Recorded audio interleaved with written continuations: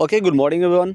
आज हम एक नए चैप्टर्स यानी एसएसटी के एक नए चैप्टर के साथ मिल रहे हैं, जिन चैप्टरों में शायद भारत के कई सारे चीज़ों के बारे में आपको जानने को मिलेगा। अगर आप इस वीडियो के अंत तक अगर जुड़े रहते हैं तो आपको बहुत सारी चीज़, खास करके एसएसटी में आपको बहुत फ़ायदे मिलेंगे।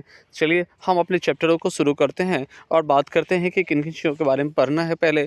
चलिए सबसे पहला बात आती है कि पहला क्वेश्चन यहाँ यह बनता है कि वायु निर्मित एग्जैक्टली झील क्या होता है। देखिए, वायु निर्मित झील उसे कहते हैं, यानी वैसे झील जो कि आपके हवा के झोंकों के द्वारा बनाई जाने वाले जो झील होते हैं, इसे वायु निर्मित झील कहते हैं। खास करके जो तेज़ हवाएं जो मरुस्थल में जो बनाए जाते हैं, खास करके मरुस्थल में जो तेज़ हवा चलती है, इसके कारण एक तरह का झील का निर्माण होता है। और इस तरह के झील में आपको ध्यान देना होगा कि खारे पानी ही पाए जाते हैं, जिसका आपको विकल्प में पूछा जाता है कि इसमें से कौन से झील आपको खास करके आपको वायु निर्मित झील है, तो याद रखना सांभर झील है और डिडवाना झील है, जहाँ के नाम दिया गया है। दूसरा क्वेश्चन हमारा यह है कि डेल्टाई झील क्या होते हैं। देखिए, मैं बात करूँ डेल्टाई झील क्या होती है, डेल्टा पहले क्या होता है वो समझ लेते हैं। मान लेते हैं कि कोई भी नदी अगर चलती है तो नदी अपने साथ साथ बहुत सारे जो गाद और कीचड़ों को साथ में ले चलती है और समुद्र में एक जगह गिरा देती है, और वहाँ बनने वाले जो एक तरह के टीले होते हैं, जैसे हम लोग डेल्टाई कहते हैं। अगर पूछा जाएगा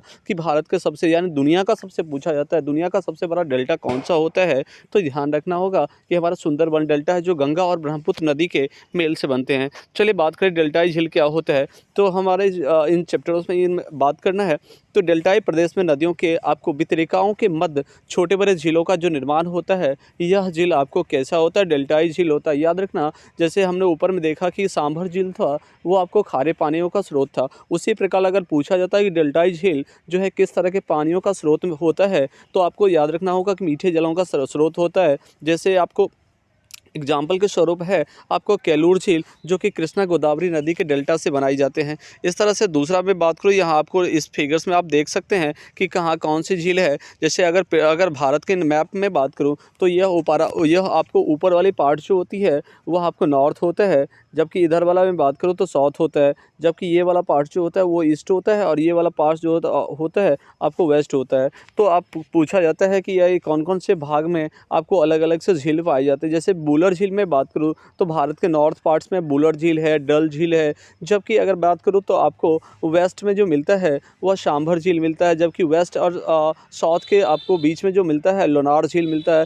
जबकि साउथ ईस्ट में जो आपको मिलेगा वो आपको लोटक झील मिलेगा, जो ईस्ट में पड़ता है। जो उसके नीचे जाएंगे तो आपको मिलेगा चिल्का झील मिलेगा, कोलूर झील मिलेगा, और ऊपर आपको नॉर्थ ईस्ट में मिल जाएगा शोलम झील मिल जाएगा। तो इस तरह से हमने देखा कि अलग अलग से झील के निर्माण किस तरह से दो तरह के झीलों को देखा। इसके बाद मैं बात करूं तो यहाँ अगला जो मुझे पढ़ना है, लैगून अथवा अनूप झील क्या होता है, यानी ऐसे झील का निर्माण कैसे होता है। तो लैगून झील का निर्माण जो है, जब समुद्र तट के जल कुछ आपको भाप बालू चट्टान या आपको जो खास करके प्रवाल भांतियों के द्वारा मुख्य समुद्र से अलग होकर झीलनुमा एक तरह के संरचना का तैयार करता है, ऐसे झीलों को हम लोग लैगून झील कहते हैं। जबकि अगर दूसरा इसका पॉइंट आता है कि ऐसे झील के बीच कुछ खुले भाग होते हैं, जिसमें समुद्री जल के साथ साथ छोटी नौकाएं भी प्रवेश करती है। इसके विकल्प के स्वरूप आपको दिया गया कि चिल्का झील आपको मिल जाएगा, जो कि उड़ीसा में पड़ता है।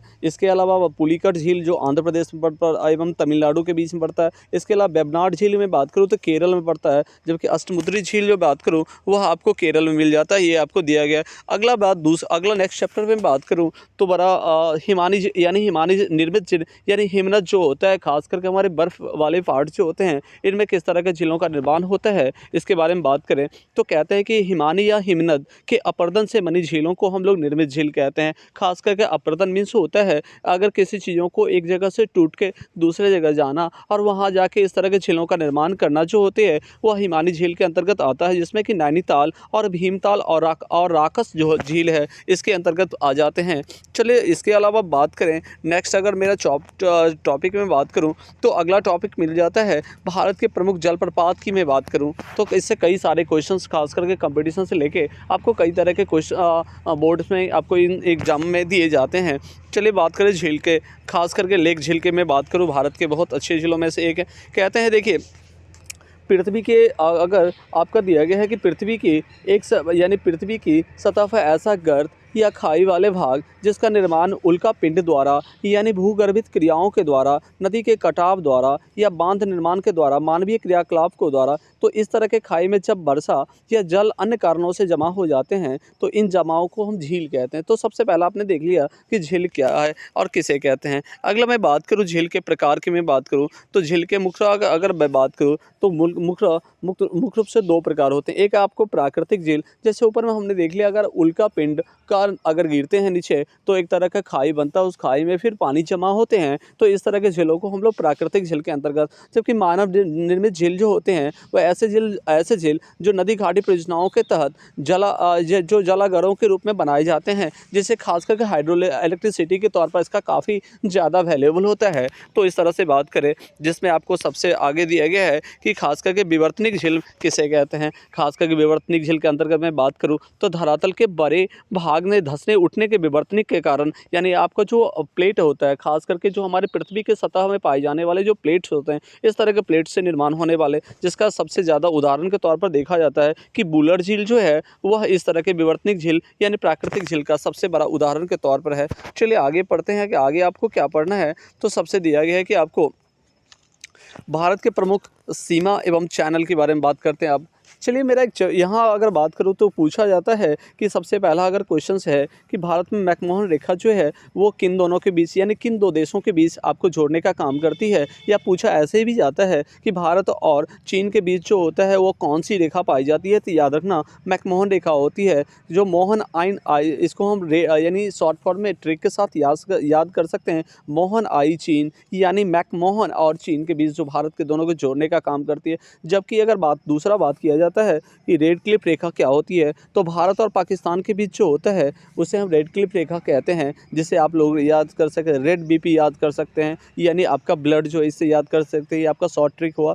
जबकि ट्रुंडा रेखा में बात करूं तो भारत और अफगानिस्तान के बीच जो होता है इस तरह के रेखा को ट्रुंडा रेखा कहते हैं, जैसे कि आप लोग एपी कहते हैं यानी ट्रुंडा एपी कह सकते हैं। जबकि शून्य रेखा जो होती है वो भारत और बांग्लादेश के बीच होती है, दोनों बीच की रेखा को हम लोग आपको शून्य रेखा के नाम से, जैसे कि सुनो बीबी आप याद कर सकते हैं। जबकि पाक जलसी में बात करूँ, पाक जल संधि, तो भारत और श्रीलंका के बीच पाए जाने वाले जो संधि है इसे पाक जल संधि के नाम से कहते हैं। जबकि दक्कन अगर मैं बात करूं कि दक्षिण अंडमान और लघु अंडमान के बीच कौन सा आपको सीमा रेखा पाया जाता है, तो अंडमान पास पाया जाता है। जबकि ग्रेट चैनल की मैं बात करूं, सुमात्रा और निकोबार द्वीप के बीच पाए जाने वाले जो चैनल है यह आपको दोनों को जोड़ने का काम जो करती है वो ग्रेट चैनल करती है। इसके अलावा 8 डिग्री अगर चैनल में बात करूं तो मालदीव और मणिकाय मणिकाय यानी लक्षद्वीप का ही नाम है, इन दोनों को जोड़ने का काम करती है। जबकि 9 डिग्री चैनल में बात करूं तो लक्षद्वीप और निकाय को जोड़ने का काम करती है। जबकि 10 डिग्री अगर मैं या 10 डिग्री अगर मैं बात करूं चैनल, तो अंडमान निकोबार और इन दोनों यानी आपको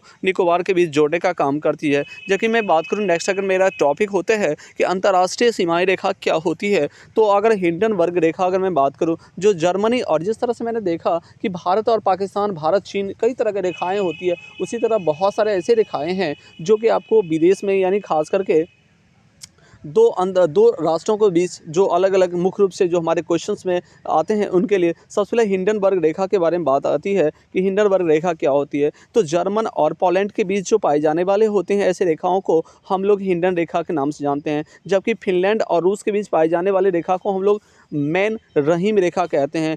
इसके अलावा आप याद कर सकते हो कि रहीम फिर रूस गया, इससे पता चल जाता है कि फिनलैंड और रूस के बीच जो होती है वह कौन सी रेखा होती है, तो मैन रहीम रेखा होती है। तीसरा मैं बात करूं तो फ्रांस और जर्मनी के बीच पाए जाने वाले रेखा को हम लोग मैगिनॉट रेखा के नाम से जानते हैं, यानी मैगिनॉट फ्रांस जा। इसके अलावा बात करूँ 17वीं समानांतर रेखा की मैं बात करूँ तो उत्तर वियतनाम और दक्षिण वियतनाम के बीच जो होती है यह जोड़ने का काम करती है। तीसरा मैं बात करूँ तो भारत के कच्छ के पास जो पाकिस्तान के बीच जोड़ने का काम करते हैं वो 24वें समानांतर रेखा की बात करते हैं। जबकि मैं 38वें समानांतर रेखा की बात करूँ तो उत्तर कोरिया और दक्षिण कोरिया के बीच जोड़ने का काम करते हैं। जबकि 49वीं समानांतर रेखा में बात करूँ संयुक्त राज्य अमेरिका और कनाडा के बीच जोड़ने का काम करती है। तो हमने देखा कई तरह के जो रेखा था इन सारे रेखाओं के जोड़ने का काम करती है ये दो देशों को। इसके अलावा अगला मैं बात करूँ टॉपिक, तो अगला टॉपिक हम बात करेंगे कि कौन कौन से प्रमुख रेखा आती है जो इस हमारे क्वेश्चन के थ्रू से, हमारे जो कई तरह के बोर्ड एग्ज़ाम या अलग-अलग तरह के जो कॉम्पिटिशन एग्ज़ाम होते हैं इसमें हमें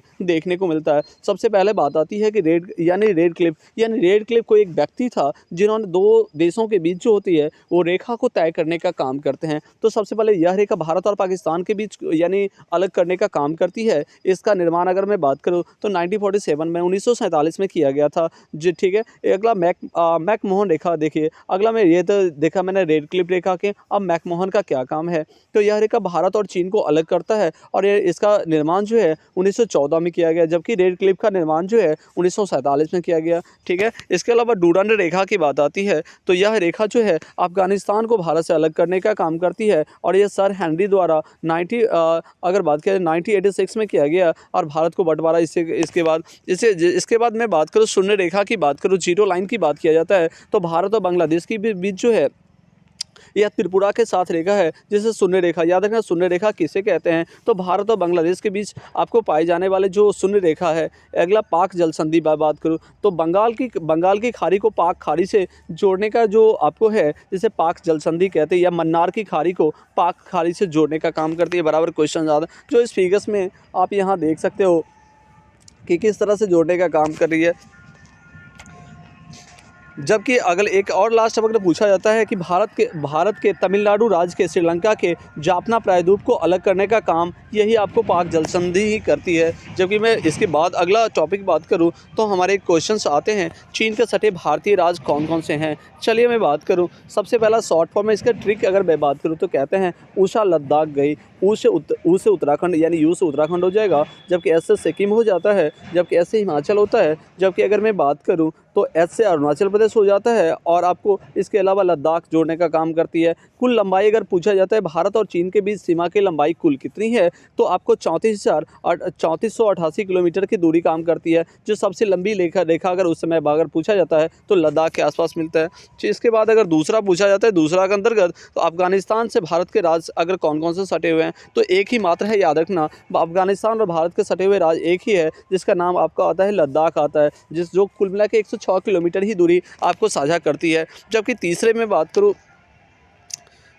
इसके अलावा पूछा जाता है कि क्वेश्चन है यानी म्यांमार से सटे भारतीय राज्य कौन कौन से हो सकते हैं तो आपने याद रखना ट्रिक में ममी आना वर्मा यानी मनी किसी का नाम आप शॉर्ट फॉर्म में याद कर सकते हो। जबकि यहाँ दिया गया मनी यानी मणिपुर, मिजोरम, अरुणाचल प्रदेश और नागालैंड के बीच होती है वो जोड़ने का काम करती है। जबकि कुल लंबाई की मैं बात करूँ तो 1643 किलोमीटर जो सबसे लंबी अगर रेखा पूछा जाता है कि हमें मिजोरम के साथ कहाँ मिलती है तो सीमा रेखा आपको मिजोरम के आसपास मिलती है। जबकि मैं आगे बात करूँ तो भूटान के आसपास कौन से है तो भूटान से सटे राज्य कौन कौन से हो सकते हैं तो आपके अगर शॉर्ट ट्रिक में आप क्या याद करोगे तो आप भूटान के यानी अरुणाचल प्रदेश, सिक्किम, असम, पश्चिम बंगाल जो होती है यह जोड़ने का काम करती है। जबकि सबसे आपको 699 किलोमीटर ही जोड़ने का काम करती है, जो सब आसपास में अगर असम के पास सबसे ज़्यादा यह जोड़ने का काम करते हैं, ठीक है।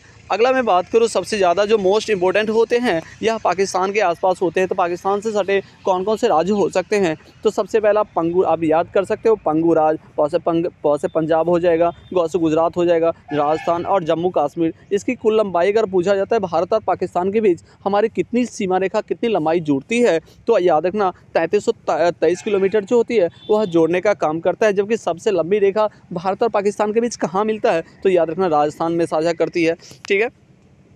इसके अलावा अगला क्वेश्चन जो होती है वह आपको नेपाल से सटे भारतीय राज्य कौन कौन से हो सकते हैं तो आपको यूपी 20 खंड आप ऐसे शॉर्ट फॉर्म में याद कर सकते हो, यानी यू से आपको मिल जाएगा उत्तर प्रदेश, फिर बजाय पश्चिम बंगाल, बिहार, सिक्किम, उत्तराखंड, ये सारे आपको राज्य मिलते हैं। जबकि कुल लंबाई की मैं बात करूँ तो 1751 किलोमीटर की दूरी साझा करती है। जबकि पूछा जाता है कि नेपाल की जो सीमा है भारत की वो सबसे ज़्यादा कहाँ और किसके साथ साझा करती है तो याद रखना बिहार के साथ जो सबसे ज़्यादा साझा करती है, ठीक है। इसके बाद आपको लगभग आपके पास से अगला टॉपिक जो बनता है वो भारत के पड़ोसी देश की सीमाएं में बात करूँ तो शॉर्ट फॉर्म आप ऐसे याद कर सकते हैं कि भारत से सटे 7 ऐसे पड़ोसी राष्ट्र हैं, ठीक है। तो अब याद कर सकते हो शॉर्ट ट्रिक में कि बचपन में MBA किया यानी बहुत से बांग्लादेश हो जाएगा, फिर चीन हो जाएगा, पाकिस्तान हो जाएगा, नेपाल हो जाएगा, म्यांमार हो जाएगा, भूटान हो जाएगा, अफगानिस्तान। तो वो कुल कितने किलोमीटर अगर सबसे पूछा जाता है कि सबसे अधिक कौन किलोमीटर यानी सबसे अधिक कौन है तो बांग्लादेश याद रखना, ठीक है। वो आसपास इसके बाद चीन जो होता है, इसके बाद आपको पाकिस्तान होता है, फिर इसी तरह से आपको दिया गया है। इसके अलावा मैं बात करूँ तो अगला आपको मिलता है कि भारत के पड़ोसी देश से भारत के मुख्य कितने आपको राज्य सटे हुए हैं। तो याद रखना 17 ऐसे राज्य सटे हुए हैं, ठीक है। आपको ऐसे ट्रिक याद आ सकता है, आप मित्र बांग्ला में, यानी आपको आसाम मिल जाएगा, मिजोरम मिल जाएगा, फिर त्रिपुरा, मेघालय, या कुल मिला के आपको इस समय आपको 4096 यानी 4096 किलोमीटर सबसे लंबी रेखा जो होती है वो हमारे पश्चिम बंगाल के आसपास ये साझा करती है, ठीक है। Okay, thank you everyone. अगर आपको यह वीडियो अच्छा लगा, आपके लिए बेहतर है, तो इस पे लाइक या कमेंट कर सकते हैं और अपने दोस्तों के साथ ही साझा कर सकते हैं। Thank you. अगला वीडियो के साथ अगले